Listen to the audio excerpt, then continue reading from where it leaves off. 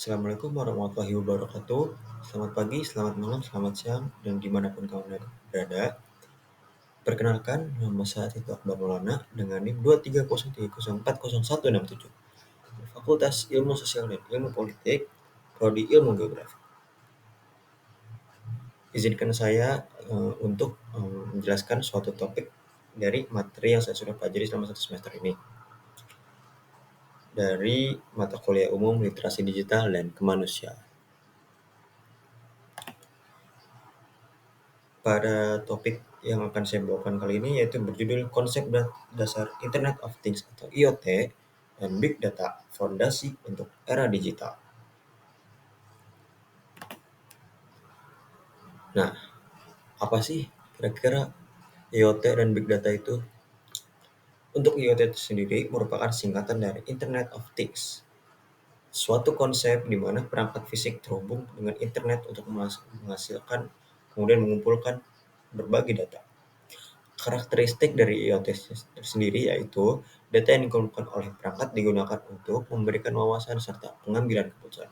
Jadi, dari data yang telah kita ambil, kita bisa langsung nih kira-kira mengambil keputusan dari data yang kita ambil. Contohnya itu kayak ketika kita ngambil data curah hujan tahun sekian bulan sekian, kemudian bisa kita analisis, kemudian kita kira-kira ambil keputusan. Bulan ini curah hujan segini, tahun ini curah hujannya segini sekian gitu. Selanjutnya ada pengertian big data. Apa sih big data itu?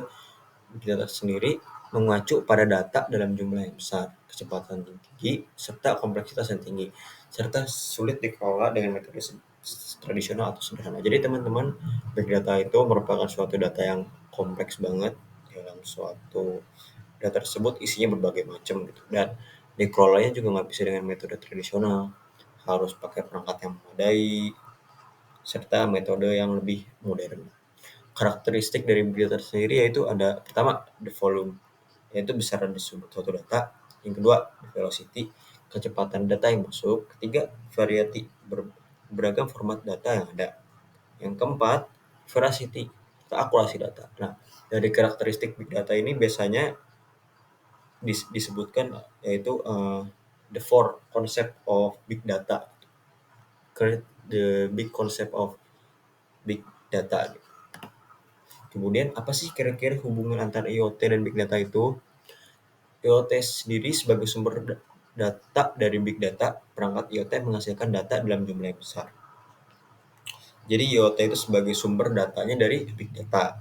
Kemudian big data itu sebagai pendukung IoT. Analisis big data membantu mengolah data IoT menjadi wawasan yang dapat digunakan. Jadi untuk big data itu merupakan alat pendukung dari IoT ini. Jadi setelah IoT dapat datanya, kemudian big data itu bisa menganalisis serta mengolah datanya itu. Jadi bisa kita baca gitu, bisa kita baca atau kita pelajari atau kita pahami lah. Untuk contoh IoT sendiri yaitu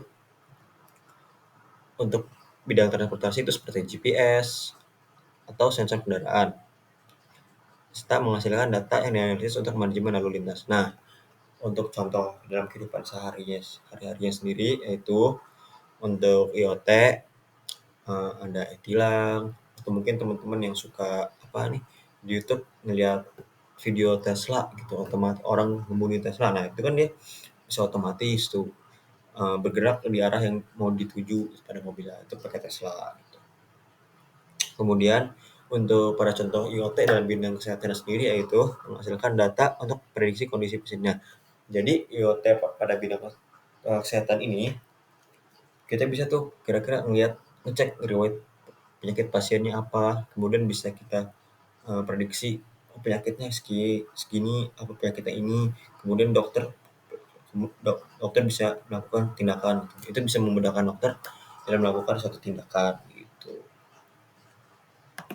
Nah, untuk manfaat IoT dan Big Data sendiri apa sih gitu?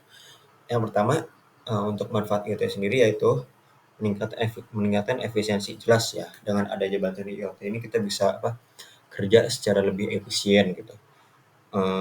Nggak lebih ribet lagi. Contohnya apa sih kalau dalam kehidupan sehari-harinya itu?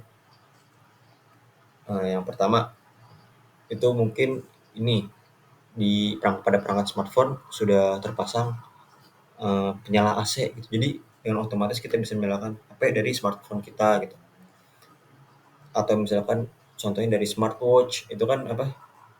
Dia bisa nyambung ke Google Sound gitu. Jadi oke Google, saya ingin menyanyikan lagu ini, saya ingin menonton video ini gitu. Kemudian yang kedua mendukung otomatisasi. Ini sudah jelas ya, seperti contoh yang saya kasih tadi.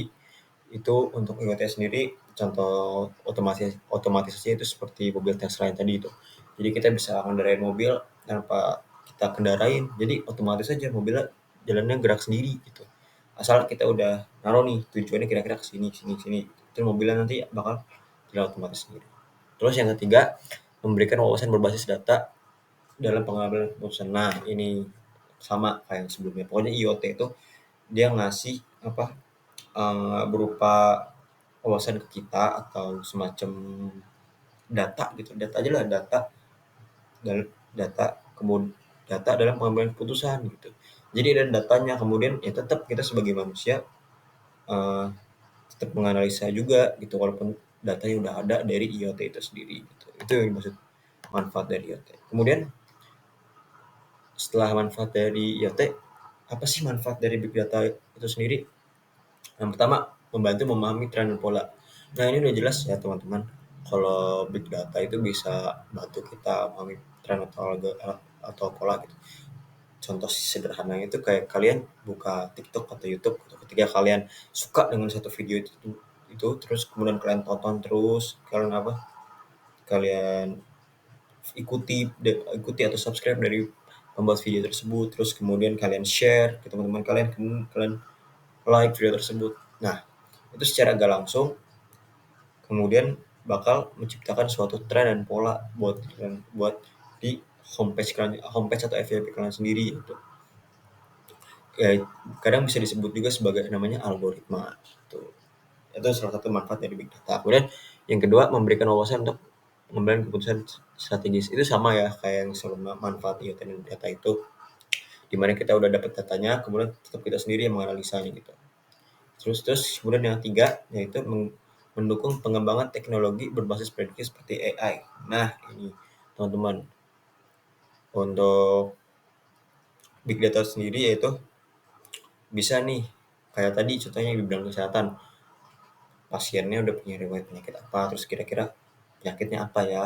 Nah berikutnya tinggal dokter yang ambil keputusannya, dianalisa kemudian diambil keputusannya. Nah setelah manfaat, setelah pengenalan apa itu IoT dan big data, pastinya ada dong tantangan tantangan tersendiri gitu bagi IoT dan big data itu. Apa sih tantangan IoT dan big data itu sendiri? Untuk tantangan IoT itu sendiri yaitu keamanan data atau data security. Ya, jadi teman-teman kalau kalian tahu berita apa data kita dibobol oleh hacker biasanya tuh. Nah, itu biasanya salah satu tantangan dari IoT dan big data tersebut. Karena rawan banget ketika kita naruh suatu data, bisa aja kalau keamanannya lemah itu ada hacker yang masuk. Kemudian yang kedua ada kompatibilitas antar perangkat konsumsi data yang rendah. Nah, untuk yang kedua ini itu berhubungan dengan kapasitas perangkat dari masing-masing pengguna IoT dan big data. Kan nggak semua data bisa disimpan dalam satu tempat terus dalam satu perangkat gitu. Itu banyak banget dong, kayak file tuh udah penuh banget gitu. Nah, itu maksud salah satu tantangan IoT gitu. Kemudian untuk tantangan big data sendiri yaitu pengelolaan data yang kompleks. Nah, namanya juga big data gitu, datanya gede dan banyak banget, kompleks gitu. Jadi untuk pengelolaan dan penyimpanan tersebut harus dibutuhkan yang namanya harus dari kita sendiri, itu namanya biasanya lebih telaten untuk mengelola datanya gitu. Ini kan datanya gede banget, kita nggak mungkin bisa kelola itu sendirian, kita juga butuh bantuan orang lain atau misalkan kita butuh bantuan perangkat yang lebih kompatibel gitu. Kemudian itu privasi serta kepatuhan terhadap undang-undang. Nah, untuk masalah yang kedua ini terhadap big data ini, privasinya itu lebih itu penting banget dong untuk big data. Dimana kan data tuh ini simpan banyak. Nah, kita tuh butuh namanya privacy, keamanan data. serta kepatuhan terhadap undang-undang. Jadi kita nggak bisa asal sembarang juga naruh data apa gitu, takutnya malah data kita dicurigain aneh-aneh gitu kan. Nah itu dia untuk tantangan IoT dan Big Data. Terus setelah tantangan, setelah manfaat, setelah pengenalan apa itu IoT dan Big Data, kemudian yang terakhir itu ada solusinya. Apa sih solusi dari permasalahan sebelumnya atau tantangan dari IoT dan Big Data? Solusinya itu adalah penggunaan enkripsi serta autentikasi untuk data. Nah, biasanya ini kita jumpain kalau misalkan kita ingin menyimpan data atau membuka suatu data di website gitu. Biasanya ada file enkripsinya. Nah, itu salah satu cara untuk menyimpan big data serta IoT yang tadi. Kemudian mengadopsi standar terbuka untuk interoperabilitas. Nah, untuk solusi yang kedua ini, kita harus punya standar sendiri nih. Kira-kira tingkat keamanan itu kayak gimana gitu. Entah itu standar dunia ataupun standar dari yang kita terapin sendiri gitu untuk penyimpanan data data data dari big data itu sendiri. Kemudian ada optimasi infrastruktur penyimpanan data. Nah, yang pasti penyimpanan data ini butuh apa? Penyimpanan yang lebih optimal, terstruktur gitu lah ya. Kita nggak boleh apa asal atau acak-acakan dalam menyimpan data gitu. Ini juga salah satu langkah atau upaya di mana kita bisa menyimpan data gitu secara lebih teratur dan rapi. Nah, jadi apa sih kesimpulan yang kita dapat?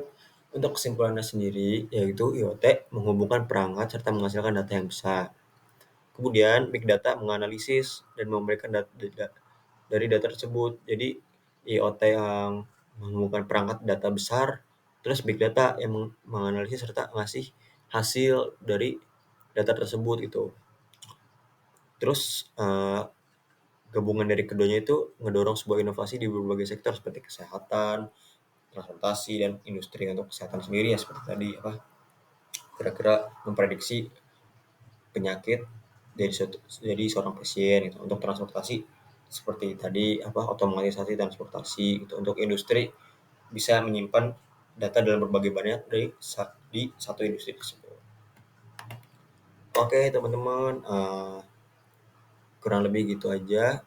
Mohon maaf kalau ada apabila kekurangan, bisa dikoreksi di bawah, bisa ditambah di bawah. Sekian dari saya, Titok Bermona, pamit undur diri. Terima kasih.